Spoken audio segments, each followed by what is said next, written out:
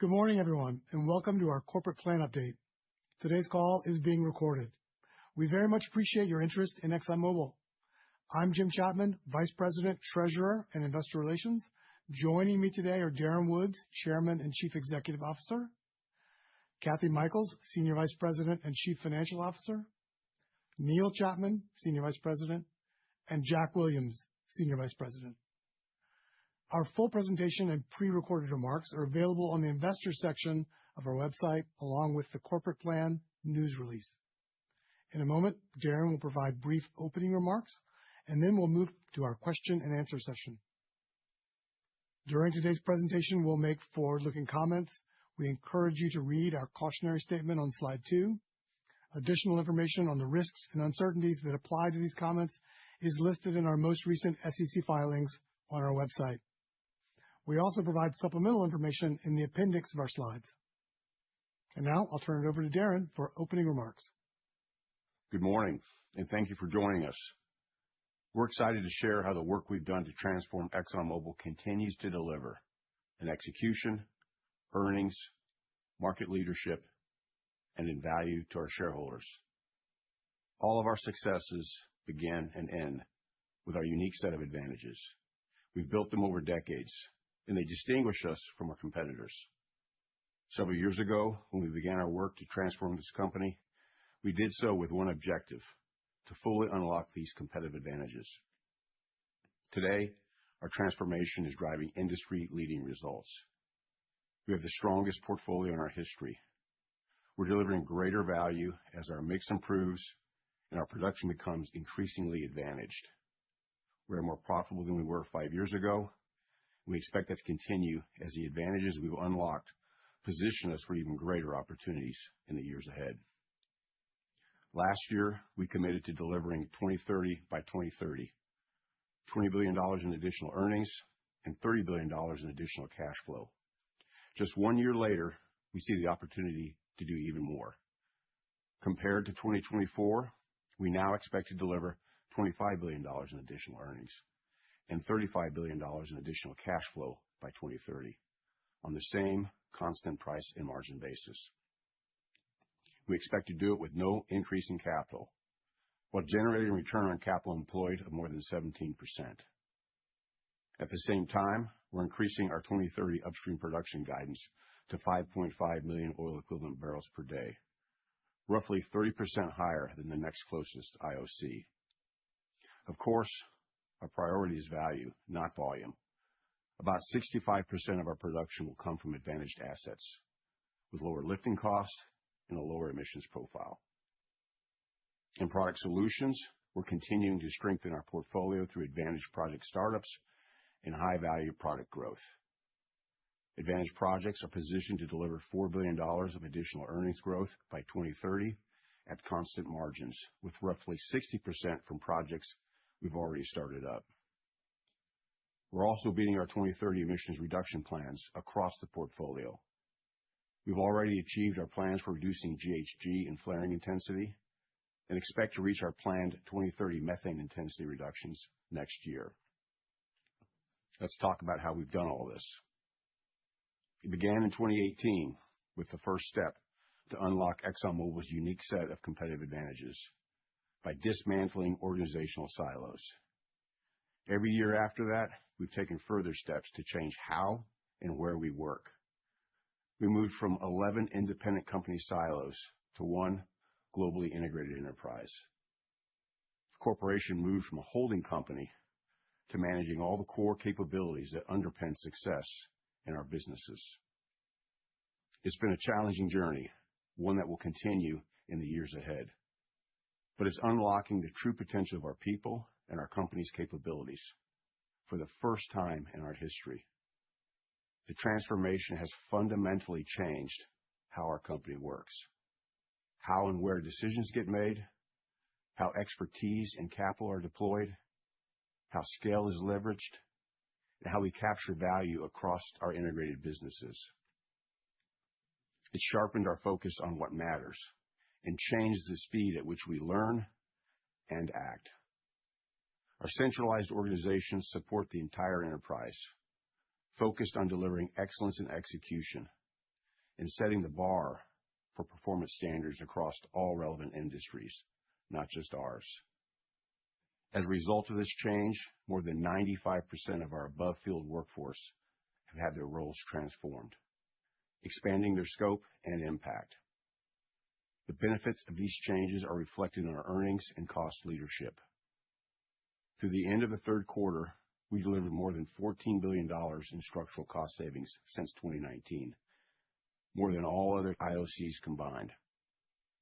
We expect to achieve $20 billion in structural cost savings by 2030, $2 billion more than we said in last year's plan.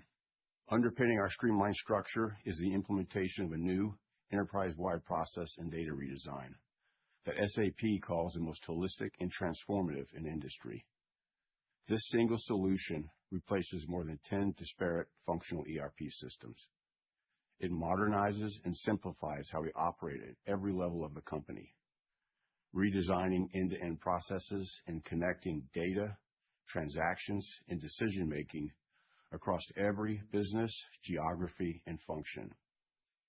It will become an integrated source of global intelligence. It will enable us to learn and act faster and better leverage our scale, accelerate the adoption of artificial intelligence, and integrate new solutions. Through this transformation, we're strengthening and for the first time, fully leveraging our competitive advantages in ways that truly set us apart. It will be extremely difficult, if not impossible, for anyone to replicate.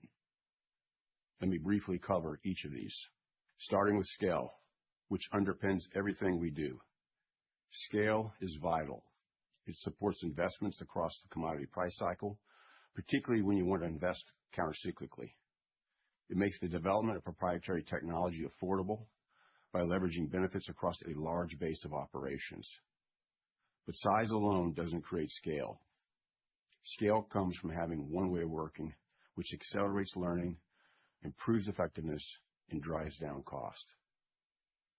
Organizing, channeling, and learning from experiences aggregated across disciplines, businesses, geographies, and over time unlocks tremendous capability and value. Malcolm Gladwell's book Outliers made the point. Mastery requires 10,000 hours of deliberate practice.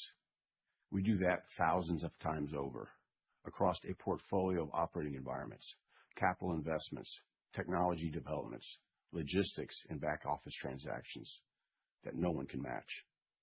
That's the power of scale. Compounding expertise, building an enduring advantage. Our global supply chain is a great example.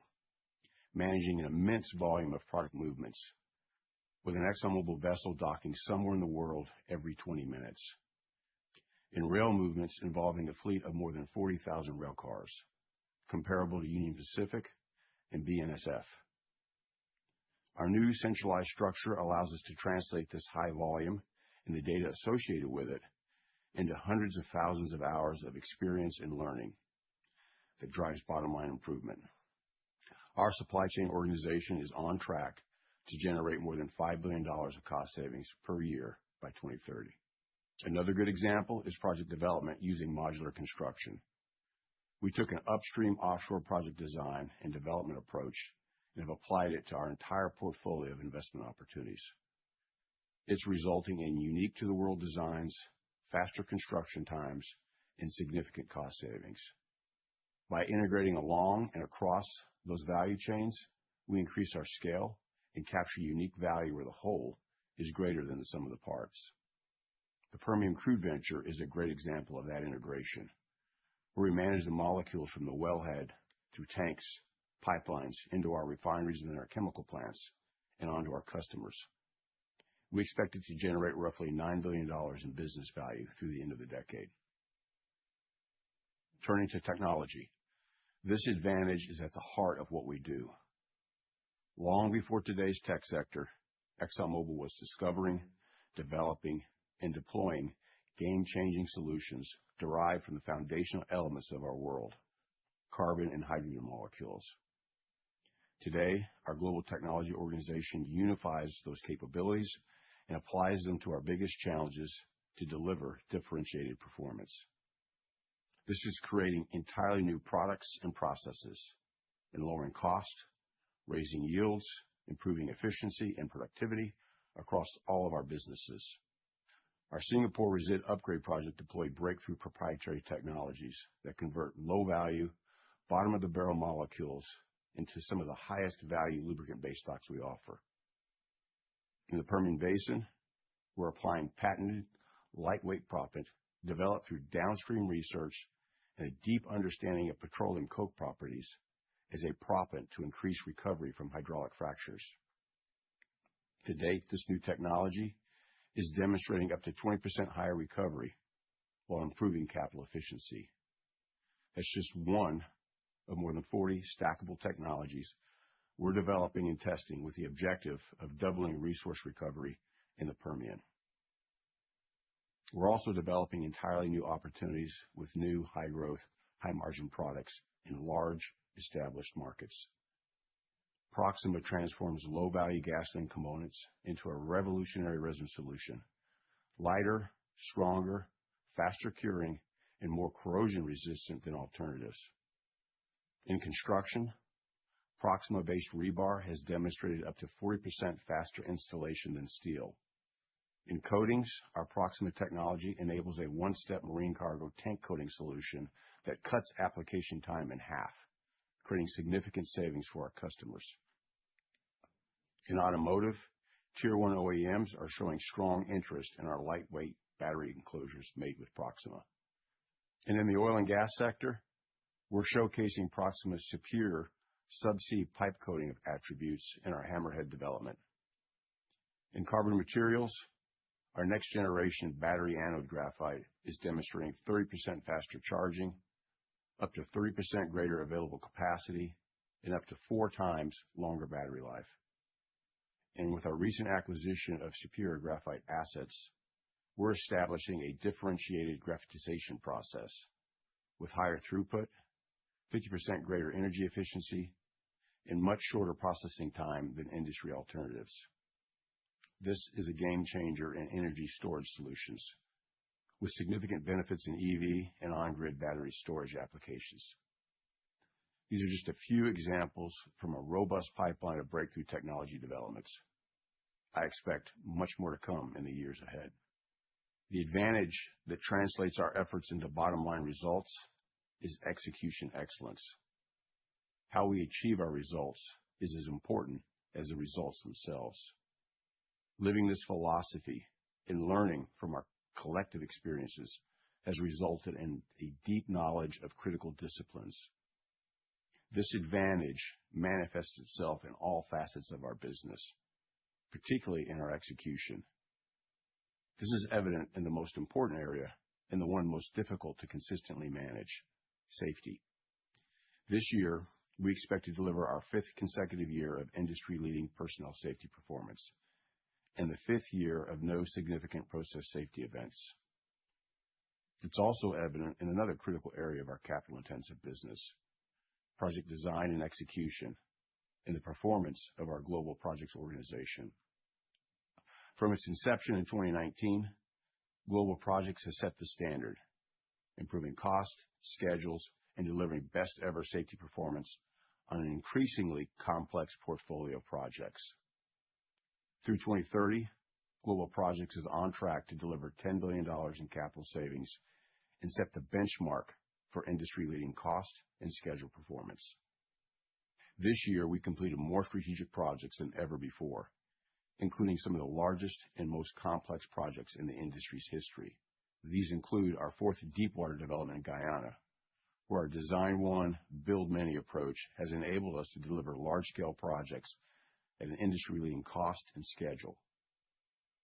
A wholly owned grassroots world-scale cracker complex in China, a large and complex project delivered at industry-leading pace and nearly 40% cost advantage versus an equivalent U.S. Gulf Coast project. And the Singapore Resid upgrade project, introducing proprietary, new-to-the-world process technologies, delivering new-to-market products. On average, we execute about 3 times as many mega projects as our nearest competitor, with up to 20% lower cost and 20% faster delivery schedules than the industry average. For sustained leadership in a capital-intensive business, our project design and execution advantage is critical. And once a project is built, it needs to operate at industry-leading utilization. That's why we recently announced the formation of a global operations organization, combining all of our operating organizations with our centralized operations group. Since establishing a central group focused on operations, we've deployed new approaches to managing safety and conducting maintenance. These efforts have resulted in sustained industry-leading safety performance, a 2% increase in asset utilization, lower cost, and roughly $3 billion of incremental value. With a single organization directly responsible for all our operations, like global projects, we'll learn and improve even more quickly. I look forward to sharing the successes of this new organization far into the future. Behind all of this, our advantages and ongoing transformation is the incredible effort and commitment of our people making it work, embracing the change in the one team, one goal mindset. Our people and our culture are core strengths. We develop our people through a diverse set of experiences and related assignments that span organizational boundaries and country borders, providing a variety of challenging opportunities. Working with seasoned leaders and deep technical experts from around the world over careers that span decades provides rich development experiences and leads to a depth and breadth of capabilities others can't match. And importantly, builds a unique culture based on shared values. Our people are proud of what they accomplish, but are not prideful. They celebrate our successes while challenging themselves to achieve even more. They fight hard against failure, but recognize it's a price that is sometimes paid to achieve great things. And our people are never satisfied with being second best at anything. All of these advantages are critical to delivering our plans to substantially grow both our traditional and new businesses. Our global outlook sees strong demand across our core businesses, with oil and natural gas continuing to supply more than half the world's energy in 2050. The new IEA World Energy Outlook, published last month, offers an even higher projection of future energy demand. This pragmatic shift is encouraging. Hopefully, it will help guide governments toward policies that better balance the world's need to reduce carbon emissions while meeting the critical, growing need for reliable and affordable energy. Meeting these needs and offsetting a growing rate of depletion will require sustained investment. With our advantages, this represents a significant opportunity for even more attractive returns. What continues to stand out on this chart that I first shared last year is the value growth in the markets for our new products. Each is built on our core technical capabilities and operational strengths, leveraging the same advantages that have underpinned more than a century of success in our traditional products and markets. By 2030, we see potential addressable markets for our existing and new businesses totaling $4 trillion. By 2050, that number could more than double to about $8 trillion, based on third-party estimates and our own global outlook. Our plan continues to reflect investments to capture the value represented by these markets. However, the mix and pace are changing in line with the evolving market conditions. As we recently shared, this year's plan reflects the suspension of spending on our Baytown low-carbon hydrogen project. While we're convinced that low-carbon hydrogen will be required for the world to achieve net zero, and that our project is advantaged versus today's alternatives, the markets and customer base are developing slowly. As a result, we're inventorying our work on this project until the market catches up. Conversely, we expect to reach a final investment decision by the end of next year for our first low-carbon data center. This reflects the progress our carbon capture business has made in negotiations with a number of hyperscalers and power providers. Going forward, we expect the new market part of our investment portfolio to be dynamic. This is consistent with how we've characterized these investments from the beginning. While in our plan, they are contingent on a demonstrated demand and a realized value proposition. They must deliver accretive returns, competitive in our portfolio, or we won't invest. The changes in this year's plan reflect this, as will future plans. In summary, We remain excited by the huge value opportunities that are developing and that we are uniquely positioned to capture. This is reflected in our portfolio of advantage investments, projects with low cost of supply, high returns, and resilience to bottom-of-cycle conditions. To sustain growth in our traditional businesses while significantly growing our new businesses, we plan to reinvest about 40% of our total cash flow from operations through 2030 as cash CapEx. We plan to invest $100 billion in major projects that are expected to start up between now and 2030. At constant prices and margins, we expect these projects to generate about $50 billion in cumulative earnings over that time frame. Over the full life of these projects, we expect returns in excess of 40%. That's capital discipline. Not investing less, but investing in the right things, where our unique advantages generate superior returns. Through 2030, we expect our earnings, cash flow, and return on capital employed will far exceed the results of our competitors and provide a strong foundation for growing shareholder value far beyond what our industry has historically delivered. Which is why we introduced this chart last year. Compared to other IOCs and diversified large-cap industrials, we're delivering leading cash flow growth and doing so with lower relative volatility. That reflects the strength of our integrated model, our disciplined capital allocation, and our focus on execution excellence. Our balance sheet remains one of the strongest in the S&P 500, as reflected by our credit rating and exceptionally low net debt to cap ratio. This financial flexibility gives us strength to invest through price cycles and provides a buffer against price volatility. As I've said many times, Exxon Mobil is not defined by our products, but by our capabilities. Evolving society needs and a potential energy transition are not threats. They are tremendous opportunities. In any future, Exxon Mobil will have an important role, providing needed solutions and creating substantial shareholder value, which today is not yet reflected in our valuation. This provides a compelling opportunity for long-term investors. I'll close with this. Our formula for value creation is straightforward. Leverage a unique set of competitive advantages that others can't replicate. Build a uniquely advantaged portfolio of high-return investments. Operate with excellence and share success with shareholders. We've always focused on this. Since the pandemic, we've done more of it faster. We set the bar high and cleared it. With this year's plan, we're raising the bar again, and we will clear it again. The transformational journey we've been on is delivering, with much more to come. We have a unique set of competitive advantages and a capable, committed workforce that others simply can't match. And we have a plan that delivers strong returns through 2030 and far into the future. We look forward to answering your questions. Thank you. Thank you, Darren. We'll now begin our Q&A session. Please note that we ask each participant to limit themselves to one question as a courtesy to others. And with that, we'll take our first question. It's coming from Bob Brackett with Bernstein.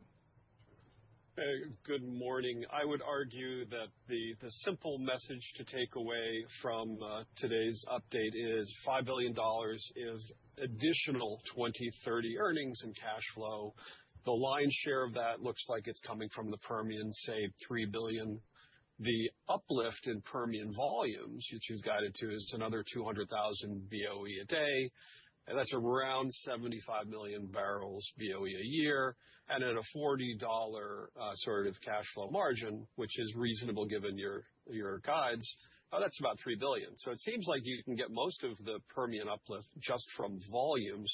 Yet you've also highlighted in the written materials the technology pipeline that you have, plus a goal of increasing per barrel earnings. Are those the right buckets to think about? And can you sort of break down that Permian cash flow uplift into those buckets?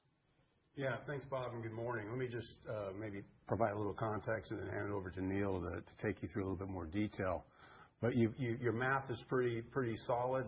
The Permian is a big part of the value uplift that we're seeing plan on plan.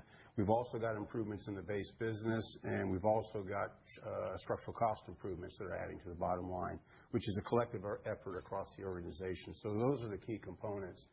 I think the volume piece of the equation in the Permian is very much tied to the technology work that we've been doing, and something that Neil, I know, is excited to talk about. So I'll hand it over to Neil to kind of take us through some of that. Good morning, Bob. Yeah, I mean, the growth really comes from execution and improvement, continuous improvement in the plan that we've been talking about for a long time, and that plan is unique in our industry. It's about deploying this capability set that's differentiated from everyone else to the largest contiguous Tier 1 resource base in the industry, both in the Midland and the Delaware. You know, that resource base allows us to deploy capital way more efficiently than others. We can drill longer laterals. You know, we drill 4-mile laterals continuously. We're deploying our global projects organization to build the facilities cheaper. We're building one, design one and build many for the surface equipment. And of course, Darren talked about the technology programs that we're deploying. 40 stackable technologies. We talk a lot about lightweight proppant, and you've seen the improvement. Last year, I described to the investment community what lightweight proppant does and how it was going to improve resource recovery by 15%. Now we're very confident it's going to be 20%. And we're still very, very early in the deployment. We only put lightweight proppant in 20% of the lateral length that we drilled last year, which is really, really small. So we're on a path to improve recovery. We expect to improve recovery by about 50% by the end of this decade. And while there's always uncertainty and there's always risk with new technology programs, because we have this pipeline of 40 stackable technologies, we're increasingly confident that we'll be able to double the resource recovery in the early 2030s. That's very clear. Thank you. Thank you, Bob. Thank you. Thank you. The next question comes from Doug Leggett with Wolfe Research.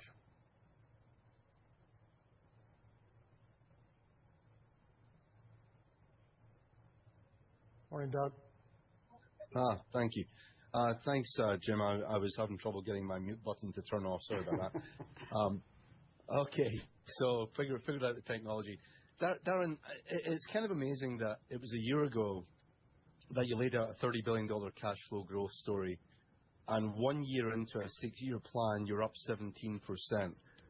I have to imagine that there's obviously some risking to the target. So my question is, what else can change over the next 5 years? The Permian obviously continues to do great. Guyana, for example, you still have your 1.3 versus 1.7 capacity. And I could go on and on, but now there's news wires suggesting you might be re-entering Iraq. So I guess my question is, how would you characterize the risking of the $35 billion target? I think you characterized that as you'll beat that hurdle as well. How should we think about that? Yeah, thanks, Doug, and good morning. Appreciate the question. I think, the way to think about this, and there are unknowns in this space, but I take you back to the comments that I made in the introductory remarks, which is we set on a journey to unlock the potential of this corporation without fully understanding the limits of the value that we can create in doing that. And what we've been delivering here in the last several years continues to demonstrate that the transformation the corporation is going through is indeed working, and there is trapped value that we are now unlocking, and we've seen the beginning of that. The plan year on year just is another cut at realizing the opportunities that we're beginning to unlock. So we recently introduced a single technology organization that brought together all the capability across the corporation, and we're seeing great benefits from that, just like we saw when we brought the projects organization together. As I said in the introductory remarks, we just brought the operations organization together. We will see a lot of benefits from that. We've got the supply chain organization. So we've built these very large, common, centralized organizations to support all the business. And I would tell you, Doug, we're very early in the journey around capturing the value from those large organizations. If you think about the size of the change and how early we're into it, we've got a long ways to go, and I think a lot more value that we haven't actually recognized. On top of that, and as we mentioned in the comments, we're building this single enterprise system across the corporation.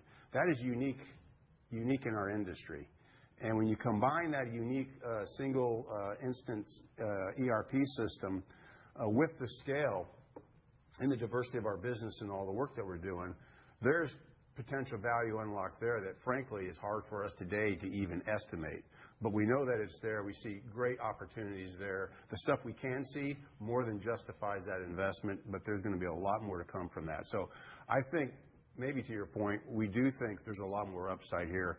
And the additional benefit that comes from that is as we get better and demonstrate performance, more people want to work with us. And so the opportunities that we're unlocking in the upstream and working with resource owners, because we can deliver faster and at a lower cost, that's a huge benefit to resource owners.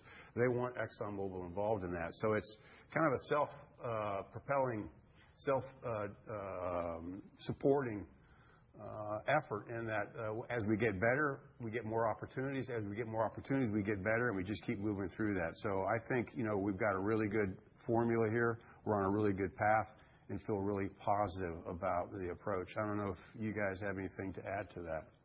Well, let me just say this, Doug, that I think we have this really, really strong portfolio already. And I think the organization is so focused on executing that portfolio, we're seeing continuous upside. You've seen that in the Permian results this year. I mean, just one comment, because you've raised it many times about the 1.3 million barrels a day and the 1.7 million barrels a day of capacity. I will remind you of this. In our plan, the 8th boat, the 8th FPSO starts up at the end of 2030. We don't get any production from that vessel, or very limited in that year. So you'll see the production in the following year. I would just say that in the Product Solutions camp, that the Proxima and carbon materials that Darren mentioned, very little of that is included between now and 2030, about $400 million by 2030. But there's a lot of earnings potential there. We're putting a lot of emphasis on trying to accelerate those opportunities. So I do think there's potential upside there as well, Doug. Thanks for your question. Doug, thanks very much. Our next question comes from Devin McDermott at Morgan Stanley. Hey, can you hear me all right? Yeah, sure. good morning. Hey, good morning. So I wanted to shift over to Product Solutions growth. And if I just kind of step back, I think the ability for Exxon to develop proprietary technology and scale it into commercial businesses is one of the key differentiators to your value proposition. There's a lot of focus on the Permian and advanced profit opportunity, but there's a lot of potential growth in Product Solutions as well. I think is underappreciated. You've highlighted some of the new business opportunities, and think about over the next 5+ years, there are a growing wedge of the Product Solutions growth. Jack, based on the comment just now, it sounds like there's $400 million embedded in the 2030 guide. You've highlighted $1 billion of total potential, though, by 2030, and then $13 billion from these new businesses by 2040. So I guess my question is, can you just talk about some of the progress in these new business areas, the milestones you're focused on to de-risk growth and maybe solidify some of the upside to growth across the key verticals like Proxima, carbon materials, lithium, or anything else you all want to flag? Yeah, I'll hand it to Jack in just a minute. I just want to, again, set some context for that, Devin, because I think it's a very good question, and your point about the potential in EMPS is not fully recognized. I would agree with that. But I would also, we're moving away from talking about chemical facilities and refining facilities and getting much more focused on the fundamental conversion technologies that we have in our facilities, and thinking about how we use the facilities themselves, the kit, and more importantly, the technology and the technology capability behind that to transform these molecules into solutions that society is going to need, and not limit ourselves to the products we're currently making, but think instead, what products could we make to tap into needs and high value, high growth in large markets. That's fundamentally the philosophy and why we moved from a chemical organization to a product solutions organization, to reflect the fact that we've got a lot more to offer through these facilities in that work than what we're currently making today, and hence why I say we're not defined by our products. And the carbon materials ventures is a great example, as is Proxima, of looking at where some low-value feedstock is to make high-value products. And so that is just the beginning of the journey that we're on there, and I'll let Jack take you through some more of the specifics. If I could just talk about those two in particular. First of all, as Darren said, I mean, this is high-grading yield. This is taking low-value products, low-value streams, and high-grading those into very valuable products. These are advantage products. If you look at Proxima, it has differentiated performance properties versus its incumbents. The other thing is these are technology-driven, and they both have Proxima and Carbon Materials, the battery anode material, have big moats, IP moats around them. The other thing is there's no real ceiling on demand. These had really high TAMs. So a lot of opportunity there. In terms of what we're looking for, Devin, right now in Proxima, the big thing is we're disrupting supply chains. So we're going in there, and that's taking some time as we change out formulations and so forth. And then in Carbon Materials, we really have two different technologies. We have this advantage synthetic petroleum coke technology, this advantage graphite technology. And so we're working on getting both of those, scaling those both up to where we can get those up into something that can really move the needle. And then the one other thing I would add is you mentioned some of our low carbon materials that we're moving forward with. And so we have seen CCS really start to pick up in terms of customer interest. We now have 9 MTA under contract with 6 customers.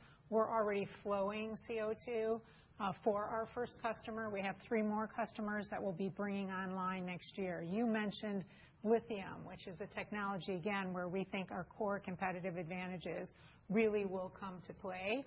And we're going to be introducing, I'll call it, our first small unit in 2028 to make sure that we take what is great acreage that we have in the Smackover area and ensure that we can actually deliver it at a good cost of supply. The hydrogen market, I would say, is one area that has been more slowly developing than we originally expected. But on the reverse side of that, the CCS market seems to be accelerating. So, when we look across our low carbon solutions business, again, that's an area that we really see as great opportunity going forward, not just through 2030, but through 2040 and beyond. Thanks, Devin. Devin, thank you. Thank you. All right, the next question comes from Neil Mehta with Goldman Sachs. Yeah,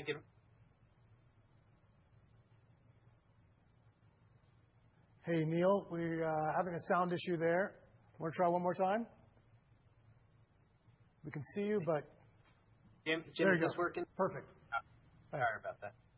Hey, I just want to spend some time on the share repurchase program. And as part of the guidance, team, you talked about $20 billion in reasonable conditions in 2026, so flat versus 2025. And just, on slide 19, you show there's a lot of surplus cash after the dividend. So, Darren, Kathy, love your perspective on the sustainability of the $20 billion of the share repurchase. And if we go lower on oil prices, and what's the willingness of taking on a little bit of leverage, given how strong the balance sheet is, to countercyclically buy stock? Now, I'll let Kathy, this is right up her alley, so I'm sure we want to talk about this. But just, again, a little bit of context. What I would tell you with respect to this plan, as we do every year, we have a sensitivity where we really test hard what happens in some pretty severe scenarios, more severe than what we saw with COVID, to make sure that the plans that we have, and importantly, the projects that we're trying to execute and the growth steps that we're trying to take, are resilient to some very extreme price environments. And so I think the foundational element of the plan is, we think, robust to just about any reasonable price scenario that somebody could throw out there across all of our businesses. And so a lot of confidence in value levers and executing on those levers through this time horizon.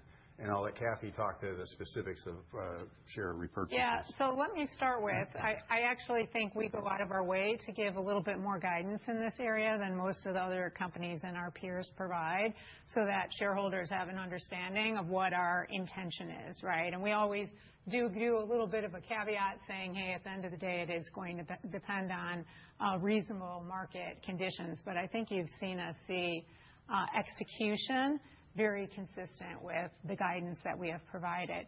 You mentioned in our base case scenario at $65 real Brent 2024 pricing, we throw off $145 billion in surplus cash flow. We also showed you a test at $55 a barrel, right? And in that scenario, we throw off, I'm going to call it about $100 million in surplus cash flow. And we mentioned, right, we have the strongest balance sheet of all of the IOCs. And so we could always tap into our balance sheet. That would give us, call it an incrementally a bit less than $40 billion.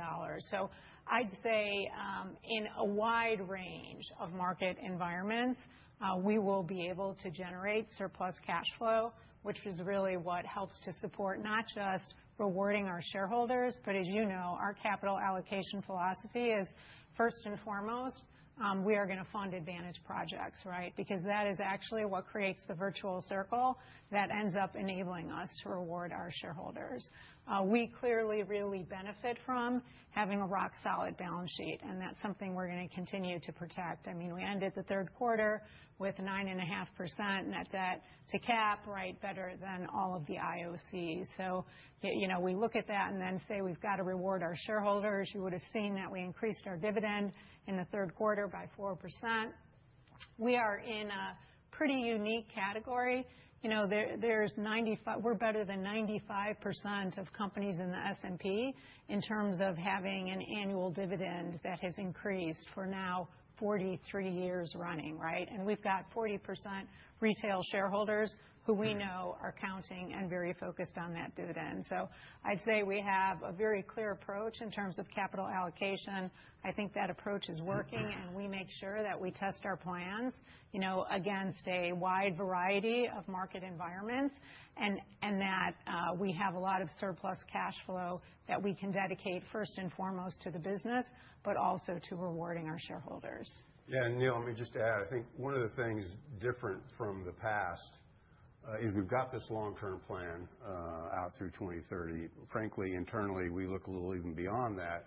And we've got a lot of confidence in terms of what's coming. And so the key variable here is price. And I think one of the philosophies you see playing out in buybacks is consistency. And so when you know what's coming down the pike, and it's a little bit like our capital investment, we know the cycles, we know when things drop, we know they're going to come back up. And so we can take a little longer view around how do we maintain some consistency in this space. And I would tell you that is a theme that we spend time talking about and focused on. You'll recall that when we acquired Pioneer, we bumped that up to bring back in some more shares that we issued as part of the Pioneer transaction. I'm still very focused on recovering those shares and offsetting any of the dilution that we might have seen with that. And then the question is, what is a good solid base to move forward with? Again, conditioned on market environments. But that's the philosophy and how we're thinking about it. Thanks for the question. Thank you. Neil, thanks for joining. Our next question comes from Arun Jayaram with J.P. Morgan.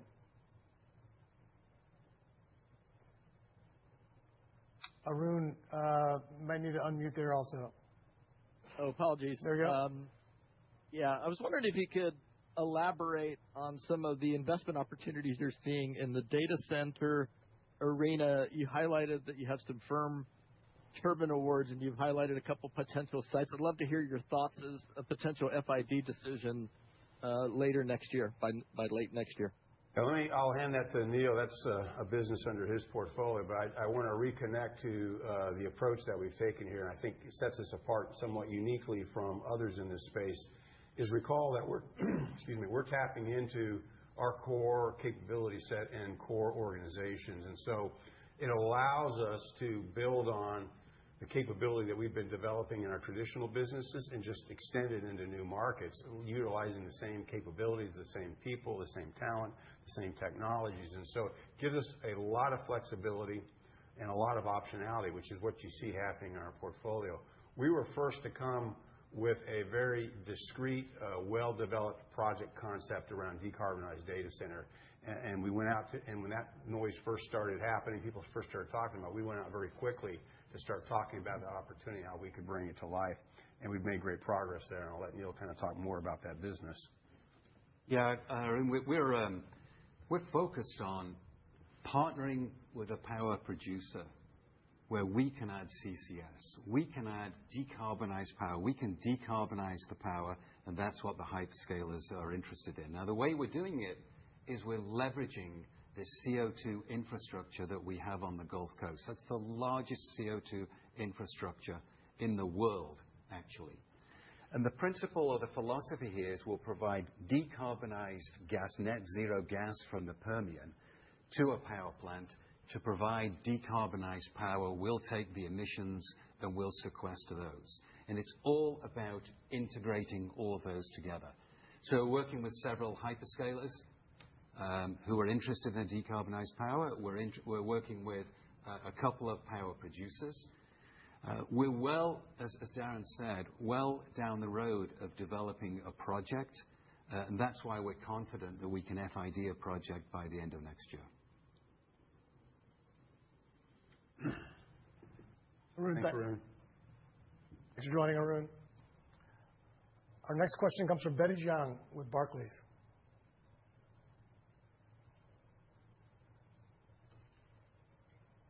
Good morning. Thank you for taking my question. So I wanted to ask about the major capital projects, but it's Proxima as a product is something that is getting increasingly intriguing because you're seeing application in construction and automotive, and now you're in your own boat, FPSO. I'm just wondering, where do you see the bottleneck around acceleration of that product? How quickly could that scale?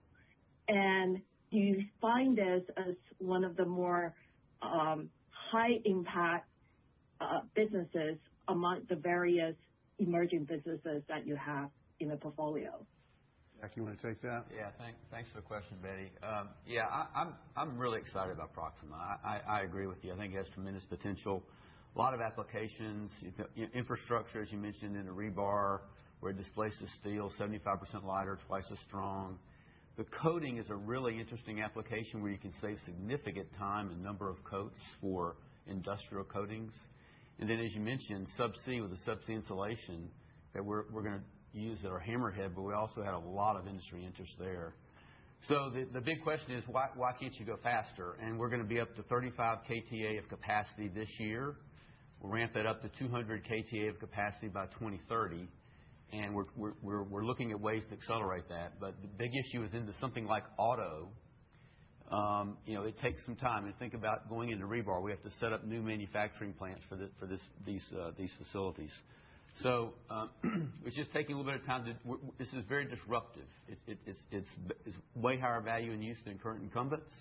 But changing formulations is very disruptive. It takes several years. When you get into the 2030s, I think this can ramp up relatively quickly. It'll be more kind of exponential, and you'll be on that curve kind of in the 29, 30, 31 time period. And I think we can ramp pretty fast.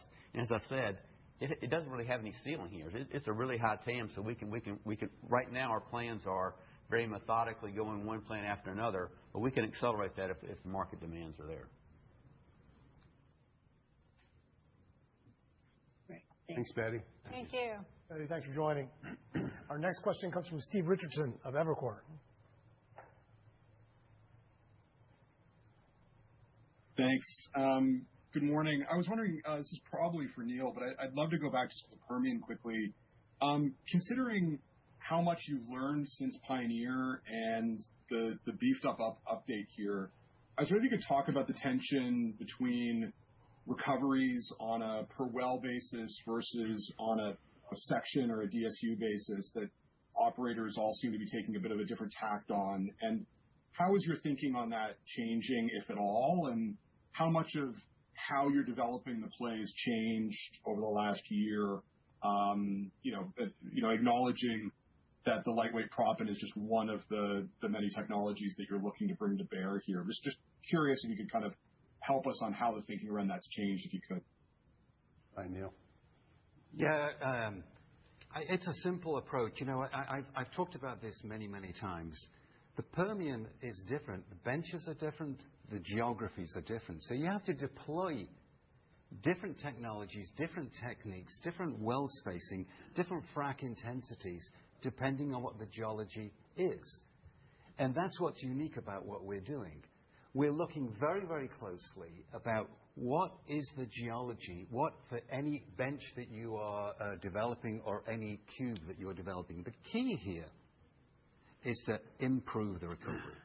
I mean, I think at the core of everything we're doing is how do we get more oil hydrocarbons out of the well? And the philosophy is very, very simple. You've got to fracture the rock more. And when you fracture the rock more, you create more flow for hydrocarbons. When you fracture it, you have to keep those fractures open for longer. That's why the lightweight proppant that you talked about comes in. You have to improve how the molecules flow. You know, these are very, very small fractures, very, very small channels, maybe the diameter of a grain of sand. Oil is very sticky. So you have to increase the fluidity of the molecules, and that's why in our technology program we do things like inject surfactants to improve that. But it all depends. The Wolfcamp A is different from the Wolfcamp B. Midland County is different from Martin County. It's about understanding where you can bring the different capabilities and optimizing it for each development that you have.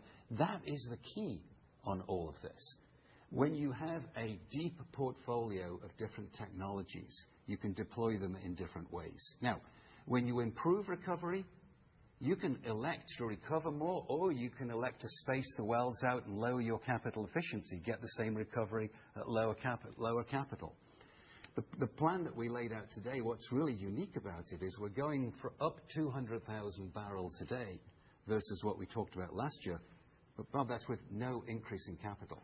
That's 200,000 barrels a day with no increased capex. And that all comes from deploying this technology portfolio, this technology pipeline that we have, which is still very new, but tailoring it to the different geologies and the different geographies. That's what we're doing differently. Everyone else seems to be using the same philosophy wherever they're doing the development. I think I'd add to that, Steve, the objective function here is maximizing NPV. And so with these differences, and as Neil's organization, the technology organization is working with the field, figuring out what is the maximum value proposition and the mix between the capital efficiency and the additional recovery. That's being done and tailored for each one of the developments. So that decision evolves and changes as we move around this differentiated set of assets. Great. Thank you. Thank you for the question. Steve, thank you. Our next question comes from Jean Ann Salisbury from Bank of America. Hi, can you hear me okay? Yep. Good morning. Great. Okay. Good morning. You've been very clear that you believe that you have patent protection on the petcoke lightweight proppant. Can you give more color on the proprietary barriers to entry that you see on the many other contributors to increased Permian recovery that you referenced, and why you don't expect other operators to replicate a lot of that uplift? Yeah, well, I'd say it's quite simple. We're developing a unique proprietary set of technologies. Petcoke is one of them. And so before deploying it, we created a large intellectual property portfolio to patent protect. That's not typical in this industry, as you know. But on all the technologies we're doing, we're very, very clear that we're using the deep capabilities of this corporation, and we're going to patent protect it. We're not going to share it. We talk about petcoke and lightweight proppant a lot, but I'll just give you another example. I just briefly mentioned in the last question around surfactants and fluids to improve the flowability of molecules. Well, industry will use that. They'll use surfactants. That's not unusual. Those surfactants are readily available from service providers. But we have one of the largest chemical companies, chemical organizations in the world. We're one of the largest solvents intermediates organizations in the world. So we're tailoring those solvents depending on the development that we are moving into. How we're using those solvents in that application is proprietary. So we are creating a broad intellectual property portfolio. We're patenting it, and we're determined to defend those patents. And Jean, I would just add, That's been one of the challenges I gave Neil and the technology organization is we don't want to innovate and develop technologies for the industry. We want to do it to the advantage of Exxon Mobil and our shareholders. And that has been an underlying principle from the very beginning that when we have these advantages, we need to make sure those advantages accrue to our bottom line uniquely as we develop that. So it's been an underlying focus as we develop these technologies from day one, frankly. Darren, I'd just say, most of my career was in the chemical business, developing and deploying new technologies, which we broadly patented, and we're just deploying that same capability into the upstream now. Very clear. Thank you. Thank you for the question. Thanks for joining. We unfortunately have time for just one more, and that last question is coming from Alistair Syme with Citi. Thanks, Jim. Can I just ask about the opportunity set in Canada? I think since the last corporate update, there's been a bit of a change in the political narrative. So I wonder what opportunities that might open up for the heavy oil assets and how they would compete with capital versus the other opportunities you've highlighted. I'll let Neil kind of talk to the specifics of Canada. What I would tell you, one of the good things about our markets, Alistair, is they're global. And so it's really a function of can you get your products competitively at a low cost of supply into the global marketplace. And so I think we're somewhat agnostic as to where they come from, much more focused on can we develop those with an advantage that brings them on the market that, frankly, beats the other resources from a cost of supply standpoint. Neil, you want to talk specifically about Canada? Yeah, well, I'd say, in heavy oil, Alistair, we've got really two big assets, of course. Kearl, when you looked at how we've improved upstream earnings and cash flow, this $5 billion over the period, one of it comes from improving our base business. And a large part of that is from Kearl. We've made tremendous strides in Kearl, reducing the cost and increasing the volume, so very little extra capital. Today, we're running close to 300,000 barrels a day in Kearl. So we see opportunity to continuously improve, to lower the costs. Right now, I would say we're right up there with the leaders, if not the leader in the lowest cost mining operation in Canada today. That's a long way removed from where we were 10 years ago. We're getting up to 300,000 barrels a day consistently. In the in-situ business, we're deploying some new technologies. I think we've talked about that before. This is around solvent-enhanced recovery. We're relatively early in that development, but we have a tremendous resource base, and we think if that technology proves out to be viable and correct and deliver what we anticipate it will be able to compete for additional capital in our portfolio. And remember, we're not doing anything in the upstream unless it has a cost of supply less than $35 a barrel. So what we're talking about is heavy oil, less than $35 a barrel, which means it will generate a 10% return over the complete life of the project, even if the price doesn't go above $35 for the period. So we feel really good about it. It's part of the portfolio. It's about part of improving the base. I think this in situ is likely to see towards the back end of this new technologies, the back end of this decade and into the 2030s. Thank you. Thank you, Alistair. Thank you, Neil. There's one more thing that I'd like to discuss before we end this call. Today, we're announcing that Kathy, our Chief Financial Officer, intends to retire from the company effective February 1st of next year. Some of you may know, but in recent months, Kathy has undergone a series of procedures and surgeries to address a debilitating, but thankfully, non-life-threatening health issue. While her condition has improved, it has become clear to her, and I think the rest of us, that she needs to focus fully on her recovery. Her decision to retire has obviously been a tough one for Kathy and for many of us across the company who care about her. And I will tell you that I will definitely miss having her by my side. During her nearly 5-year tenure, Kathy has strengthened the finance organization and really helped in the development of our talent pipeline and succession plans.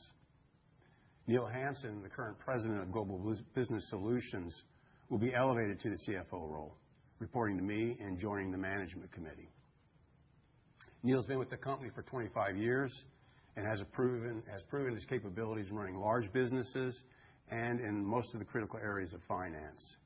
He's a well-regarded leader who's assembled and run highly successful teams throughout his career. Many of you will, of course, remember Neil when he was head of investor relations several years ago. The board, management committee, and the entire corporate leadership team wish Kathy a fast and full recovery. We also, of course, congratulate Neil on his new role. The two of them will work together over the next several weeks to ensure a smooth transition within the company and for all of our external stakeholders. Kathy's last earnings call will be when we report our fourth quarter results early next year. And Kathy, I just want to thank you for everything you've done for the company, for all our employees. You will be very missed. Thanks very much, Darren. It's certainly been a pretty challenging year for me.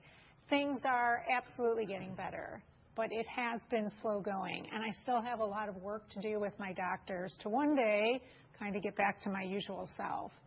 I absolutely love Exxon Mobil and my colleagues, and I know my colleagues on the call today will recognize the sincerity of my disappointment in needing to leave this great company. I care deeply about our role in society and the people that we serve across the globe. Sadly, it became clear to me in recent weeks that my love for this company meant I had to step aside and let someone who could focus full-time on the CFO role take over. I'm absolutely delighted that that person is Neil Hansen.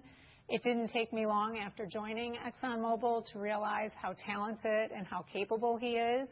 He's been groomed for this role for many years, and he's really set himself apart as the right person to succeed me. I am very certain that he's going to continue the good work of the finance leadership team that has begun to really build a world-class organization. Likewise, I'm very confident that he's going to further strengthen our relationships with our investors and analysts. I'm deeply grateful to you, Darren, to the rest of the management committee, to my leadership team for their support during my illness. And I'm equally thankful for the way that everyone has supported my decision to retire. Exxon Mobil is a company that really has a heart and soul. And I have to tell you that there's been countless moments and encouragement that I've received over the last several months that really prove that to me over and over again. I'll be here, obviously, through the fourth quarter earnings call, and I will then be proudly rooting from the sidelines for Exxon Mobil for years and years to come. So with that, I'm going to go ahead and turn it back over to Jim to close things out for today. Okay. Thank you, Kathy, very much, and thank you, Darren. And thank you all for joining today and for your questions. We'll post the transcript of this webcast on the Investors section on our website by the end of the week. Also, you'll recall last year we introduced our modeling toolkit, which includes what we view as very helpful information for those creating or updating financial models of our company. We appreciate all the very positive feedback we received on that in this last year.